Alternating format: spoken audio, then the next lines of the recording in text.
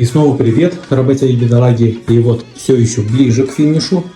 Сейчас буду красить. Заклеил скотч по периметру окна, по периметру откоса. Вот, красить буду вот такой краской.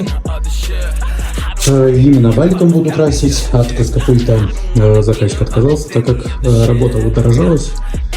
Поэтому красим валиком. Далее второе окно.